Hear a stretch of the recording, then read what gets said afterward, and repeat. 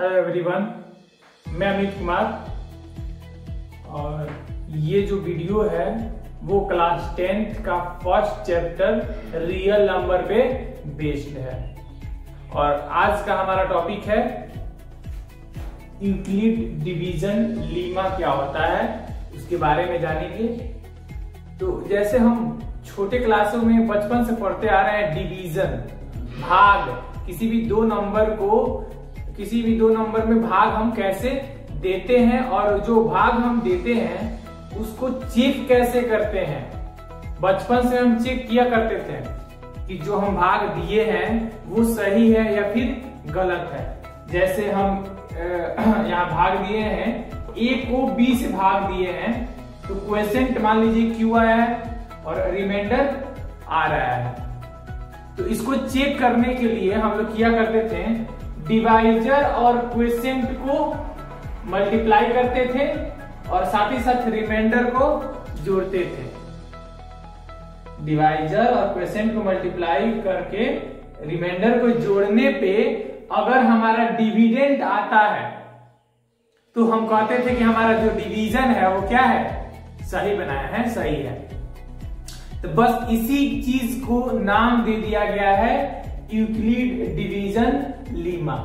तो लिखे हैं हम, for any positive integers a and b there exist whole numbers q and r such that, इस प्रकार ये शो करेगा कि a is equal to b into q plus r, divisor into quotient plus remainder का जो value होगा वो dividend के बराबर होगा। इसी को बोला जाता है यूक्लिड डिवीजन लीमा। अब इस यूक्लिड डिवीजन लीमा पे कुछ टाइप्स ऑफ क्वेश्चंस होंगे। जैसे पहला टाइप्स इस प्रकार होगा कि अगर ये चीज है, Euclid division a equal to bq plus r है, तो अगर हम किसी भी 1, 2, 3 और 4 चीज में कोई भी 3 चीज दे दे, हम डिवाइजर को दे दें कि डिवाइजर इतना दिया हुआ है, रिमाइंडर दे दें कि रिमाइंडर इतना दिया हुआ है, क्वोशिएंट दे दें, तो हम डिविडेंड का वैल्यू फाइंड कर सकते हैं इस इक्वेशंस में, इन तीनों का वैल्यू पुट करके। या फिर मतलब कहने का ये सेंस है कि 4 चीज है, कौन कौन सा, डिवाइजर, रिमाइंडर, क्वोशिएंट और डिविडेंड। इन चारों चीज में कोई भी 3 चीज दे दे और एक चीज पूछ लेगा। जैसे अगर रिमाइंडर दे दे, क्वोशिएंट दे दे, डिविडेंड दे दे, तो डिवाइजर निकल जाएगा आसानी से। वो कैसे निकलेगा, तो जो 3 चीज दिया है उसको इस इक्वेशंस में, यूक्लिड डिवीजन जो लीमा का जो इक्वेशन है उसमें हम पुट करके तीसरा का वैल्यू, डिवाइजर का वैल्यू हम फाइंड आउट कर सकते हैं। और एक चीज सबसे इंपॉर्टेंट चीज, जो रिमाइंडर का वैल्यू होता था ना, उसको थोड़ा गौर कीजिए कि मान लीजिए जैसे एग्जांपल के थ्रू हम समझाते हैं, 2 से अगर 5 को डिवाइड दिए, 2 से 5 को देंगे तो 2 2 जा 4, रिमाइंडर आ गया 1। इसमें आप गौर कीजिए, जो रिमाइंडर है वो डिवाइजर से क्या है, छोटा है। अगर रिमाइंडर डिवाइजर के बराबर हो सकता है, नहीं होगा। क्यों? क्योंकि अगर होगा तो एक बार और डिवाइड कर सकते हैं ना। जो ये रिमाइंडर है उसका वैल्यू अगर डिवाइजर के बराबर हो जाए तो हम एक बार और फर्दर डिवाइड कर सकते हैं। तो जो ये डिवाइजर रिमाइंडर का वैल्यू है वो डिवाइजर से हमेशा क्या होगा, छोटा होगा। ये था डिवाइजर इसमें, तो डिवाइजर से ये लेस देन का साइन है, रिमाइंडर जो है वो डिवाइजर से छोटा है। और रिमाइंडर का वैल्यू कभी भी निगेटिव नहीं होता है, या तो 0 होगा, नहीं तो 0 से लार्ज नंबर होगा, पॉजिटिव नंबर होगा। तो ये जो रिमाइंडर का रेंज है, रिमाइंडर किस किस नंबर के बीच में होगा, तो वो 0 से बड़ा या फिर 0 के बराबर और डिवाइजर से छोटा होता है। रिमाइंडर का जो वैल्यू होता है वो 0 या 0 से बड़ा और डिवाइजर से छोटा होता है। तो ये था मेरा फर्स्ट टाइप ऑफ क्वेश्चन।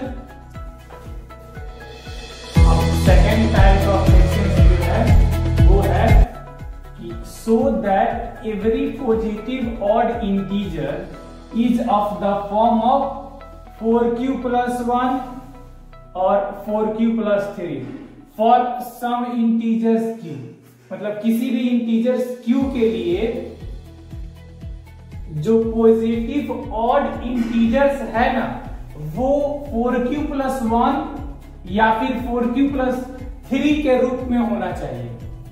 तो इस टाइप्स के जितने भी क्वेश्चंस हैं वो यूक्लिड डिवीजन लीमा से, यूक्लिड डिवीजन एल्गोरिथम के माध्यम से सॉल्व होता है। तो इस क्वेश्चन को सॉल्व करने से पहले आइए कुछ इंपॉर्टेंट पॉइंट्स बताते हैं जो कि आप पहले जानते हैं, उसको एक बार रिकॉल करा रहे हैं कि अगर कोई नंबर 2 से डिवाइड हो रहा है, कोई नंबर 2 से अगर डिवाइड हो रहा है तो वो नंबर 100% गारंटी के साथ 2 का मल्टीपल होगा।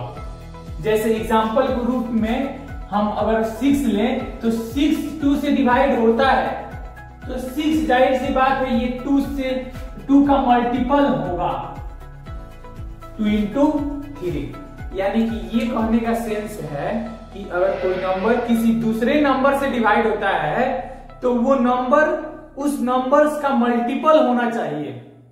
जैसे अगर कोई नंबर 5 से डिवाइड होता है तो वो नंबर 5 का मल्टीपल होना चाहिए।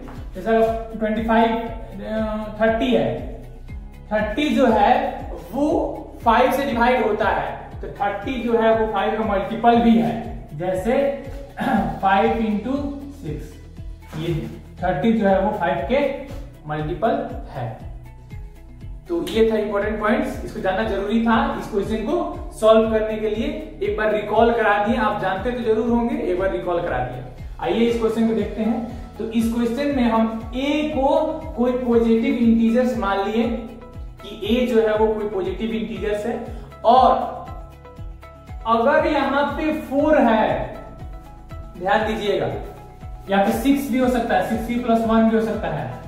तो अगर यहां पे 4 है तो हम a को 4 से डिवाइड देंगे। ये लॉजिक है इस क्वेश्चन को, इस तरह के क्वेश्चंस को सॉल्व करने का ये लॉजिक है कि अगर यहाँ पे 4 है तो हम a को, जो a माने हैं कि कोई पॉजिटिव इंटीजर्स है, वो a को हम 4 से डिवाइड देंगे। अगर यहाँ पे 6 है तो फिर 6 से डिवाइड देंगे, 9 है तो 9 से डिवाइड देंगे, 5 होगा तो 5 से डिवाइड देंगे, ऐसे करके। तो यहाँ पे 4 है तो हम वही लिखे हैं ऑन डिवाइडिंग a बाई 4।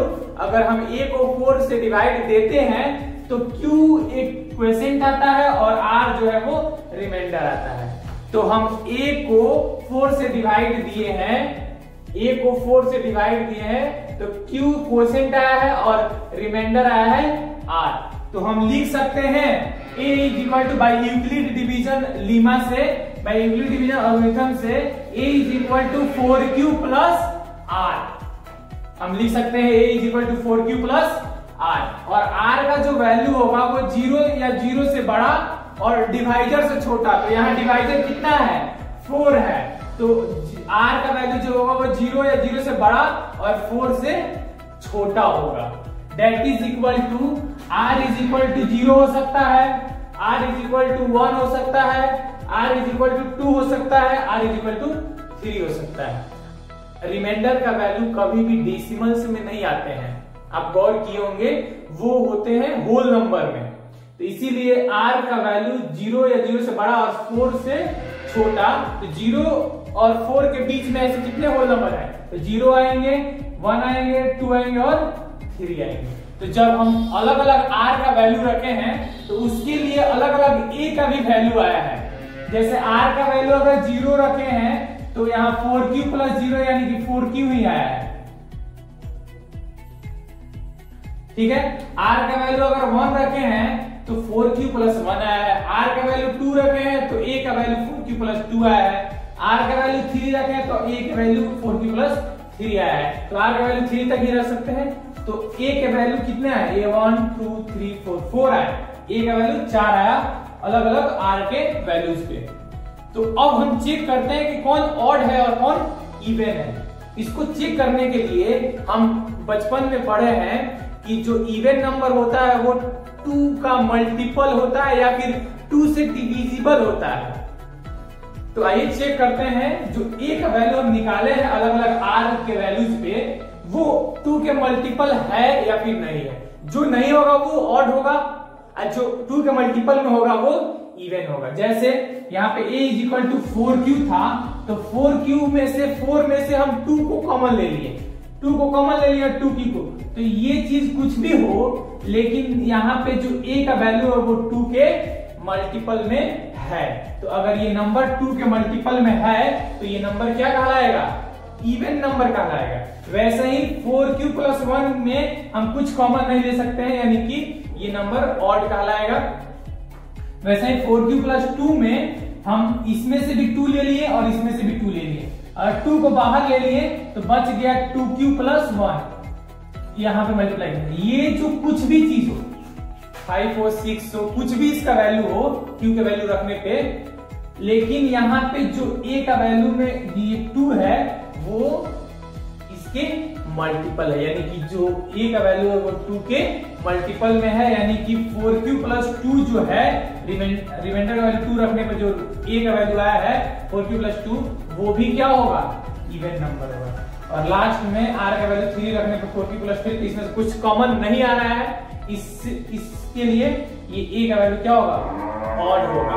तो इस तरह हम पता करते थे कि कौन सा नंबर ऑड होगा और कौन सा नंबर इवन होगा। तो यहाँ क्लियरली दिख रहा है कि जो a का वैल्यू हम पॉजिटिव तो लिए ही थे यहाँ पे, और यहाँ पे हम ऑड नंबर साबित कर दिए। तो इस क्वेश्चन को अगर थोड़ा सा चेंज कर दिया जाए तो यहाँ पे हम इवन करके और हम कह सकते हैं कि 4q +